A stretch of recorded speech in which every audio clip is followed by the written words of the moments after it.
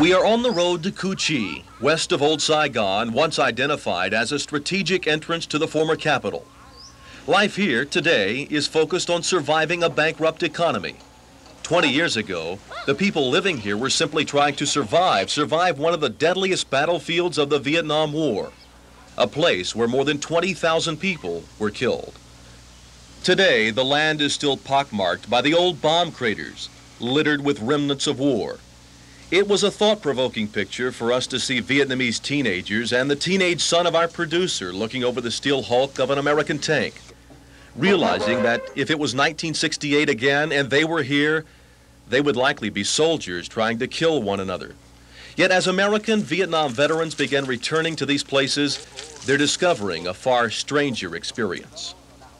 There are many reminders of the war throughout Vietnam, and now as the war veterans are coming back to visit the battlefields where many of them were wounded and where they lost a lot of their friends, they're not only seeing the remnants of war, but they're also coming in contact with a lot of their former enemies.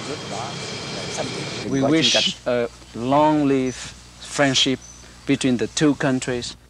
That is what has just happened to Luis Lopez, a 40-year-old veteran from California.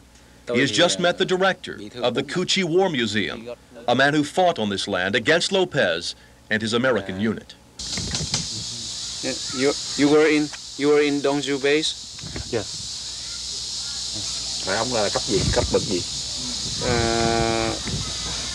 What were you at this time? They traded stories of nameless firefights and of the ambush that sent Lopez home with 3 bullets in the chest, arm, and leg. That evening, when we landed in the marsh, we on the flank, I behind the point. The point person that evening was Lopez's friend, but only Lopez survived the ambush.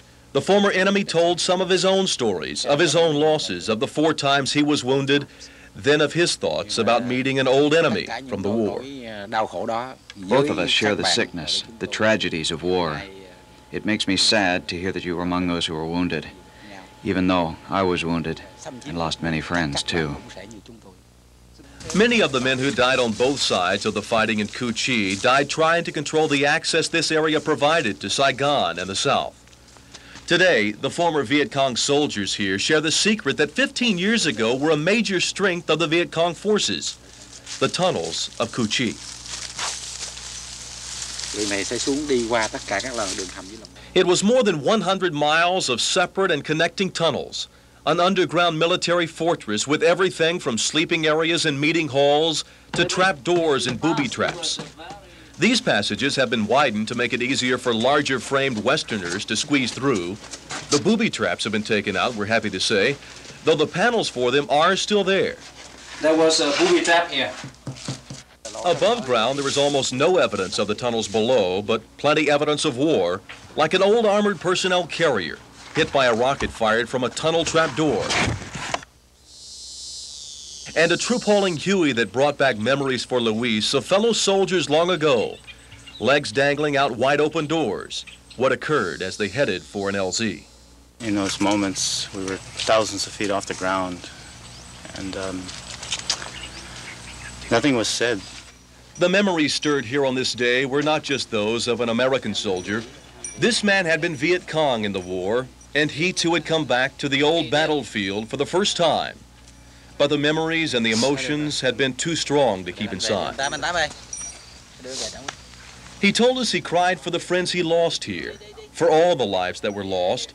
He also told us he was glad that Americans were coming back to peacetime Vietnam, that perhaps now everyone could be friends.